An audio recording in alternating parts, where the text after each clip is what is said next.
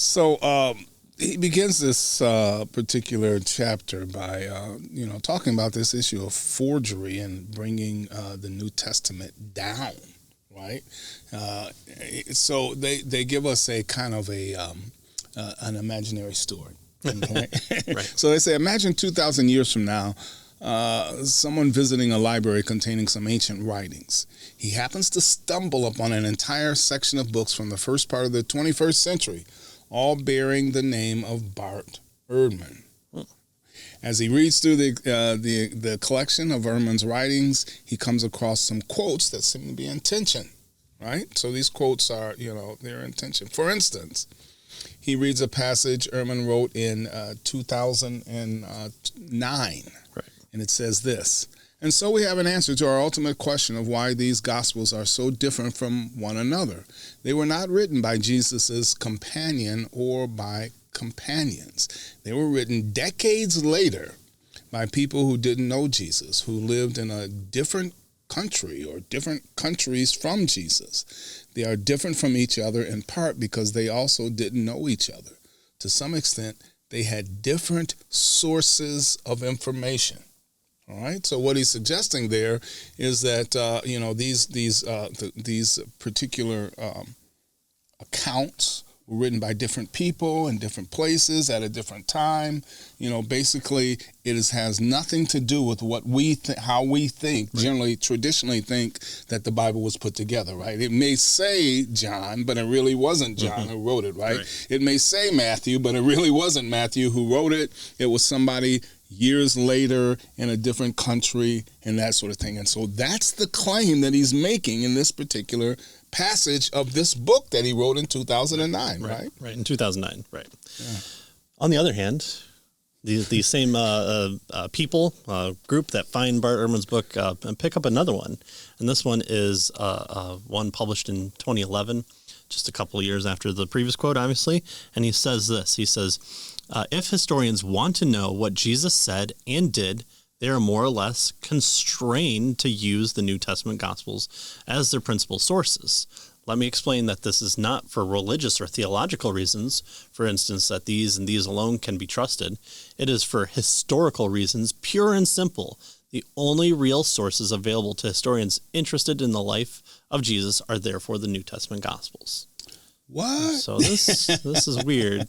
So the quote that you read says we can't trust these documents because they barely even know who Jesus is. They definitely didn't walk with him. They didn't talk with him. Yeah. These are people out in the world away from point A, point J of Jesus. By both time and geography. Right. Yeah. But then a couple years later, he writes a book that says essentially, if you want to know about the historical Jesus, not this a imaginary theology, version, not religious, but a historical, right? The historical account of Jesus, right? You're constrained by the gospel narratives because they're the clearest, best picture of who this historical Jesus is. And mind you, Bart Ehrman has rallied against the Jesus mysticism, the belief that Jesus is this fictitious person or a collection of different dying messiahs or what have you. He believes that Jesus is a real person who lived at the time that we kind of come to know and love. Right. And so he's saying, go to the sources. Right. And the sources are the New Testament, right? The New Testament Gospels. And that's where we'll find out who the historic Jesus is. Right. So, so we got this fictitious man of the future, right? 2,000 years later. And what should the man of the future conclude from these two different statements, right? From Ehrman, right? Well, he could conclude several things. Mm-hmm. He could imagine the author changed his position along the way, or he could presume that the author's position developed in a way that was not contradictory to its initial position. Tries to find a link to say one and then the other. Yeah. Or he could assume he had he hadn't fully grasped what Ehrman was all about, what his position is. So maybe he kind of misunderstood what Ehrman was trying to say here, right?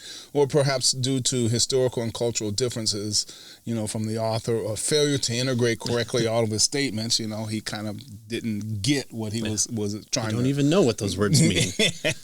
Yeah. Or, the reader could simply assume one of the books was forged. Mm-hmm. One of them wasn't written by Ehrman. At least one. Yeah, right. yeah. So these are just some of the possibilities our authors tell us that would explain these two statements. The correct explanation for apparent tension is not the point. The point they're trying to make is that plenty of options account for this tension between these two books that take seemingly contradictory, positions. Right. Forgery is only one possibility. Right. Right. And so obviously we're going to try and draw parallels to Ehrman saying that these have to be forgeries. There's no other explanation to it. Right. And as we've seen in the past, presuppositions kind of get in the way here. So if the pattern Ehrman has set in evaluating New Testament authorship were adopted, the reader would wrongly conclude that choosing any option other than forgery is nothing but a biased attempt to reconcile these two contradictory statements, right? Because they are in contradiction. They do seem to be contradiction, and thus infer that Ehrman didn't really write one or both of the books. Maybe he had ghostwriters out there that kind of knew what he was saying, and so wrote on his behalf and wanted to honor him, and one put the Bible outside of Jerusalem and the apostles, and one was like, we'll give the Christians a little bit of credit. Or this was, again, this guy's reading from a 2,000-year perspective. Maybe people years ago from a different country who never knew Ehrman, right? Kind of put these two books together, right? And so they were both forged. Yeah. Right? I'm surprised he could read. It's all emoji text and whatnot. Yeah. So this example then illustrates that Ehrman's unwarranted skepticism, which consistently causes him to cry, "Forgery! Forgery!" when other more likely explanations are available. So again, it's one of those options that you kind of have to really prove your point, and we kind of do an internal and an external critique of where the New Testament documents were written.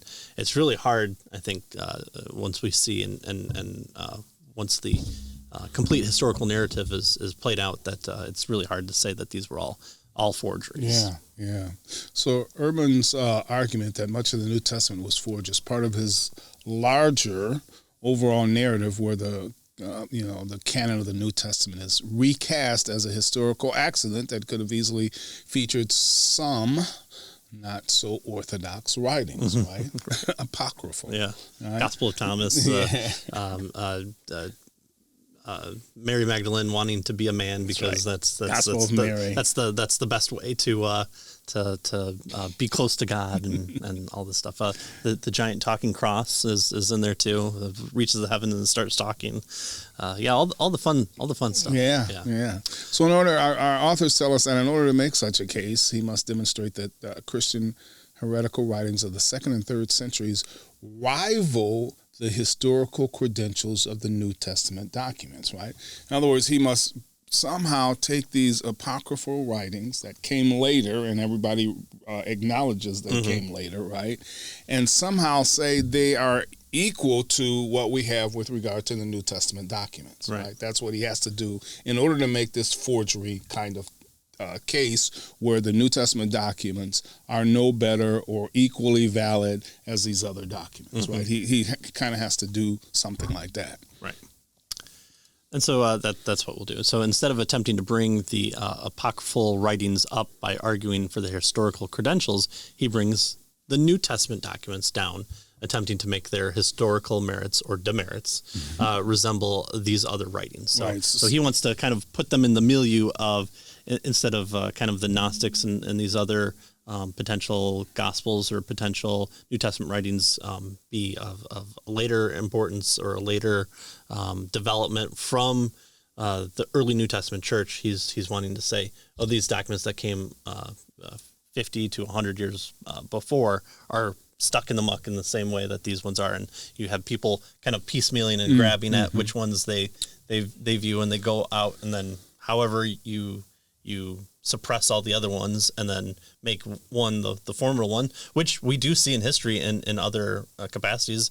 I always talk about the Uthman revision of Uthman collecting all the different early versions of the Quran and saying, okay, here's the one authoritative version, let's burn these other ones. And so the historical and textual critique that you can do with the New Testament is lost through this revision. So you make the New Testament documents as much as in the muck as the rest of them, right? You bring those documents down to the level of these other documents, right? It's kind of a Rocky Six. Rocky's already fought, at least 4 different times. I don't really count Rocky 5 as a Rocky, but you bring him out of retirement again, and you say you got to fight the best in the world now, and hope he does just as well. Okay, well, it's already Rocky 6, all right, which Rocky 6 is really good too.